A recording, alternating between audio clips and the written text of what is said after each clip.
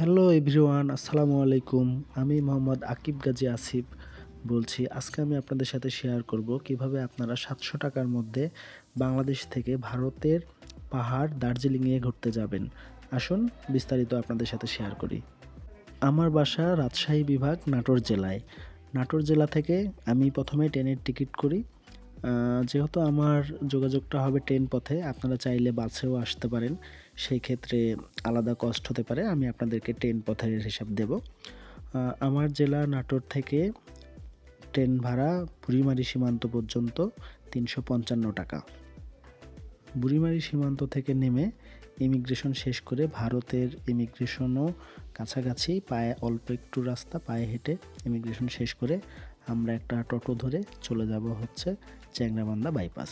Changrabandha bypass থেকে বাসে উঠে ৭০ টাকা ভাড়া দিয়ে আমরা চলে আসব শিলিগুড়ি। শিলিগুড়ি বাস স্ট্যান্ড থেকে সরকারি বাস পাওয়া যায়, যা দার্জিলিংয়ের ভাড়া নেয় ১০৫ টাকা করে।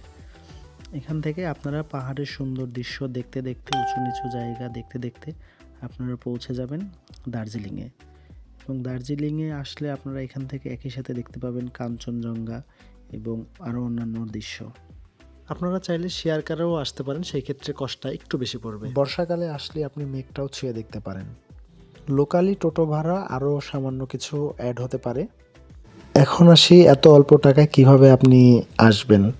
আসলে ভ্রমণ করতে হলে আপনাকে ৩টা জিনিস মাথায় রাখতে হবে। আপনার ইচ্ছাশক্তি থাকতে হবে এবং আপনার শরীরে যথেষ্ট এনার্জি থাকতে হবে এবং সকল পরিবেশ ও পরিস্থিতিতে আপনাকে মানিয়ে নেওয়ার সক্ষমতা থাকতে হবে। তাহলেই আপনি অল্প টাকায় অনেক ভ্রমণ করতে পারবেন।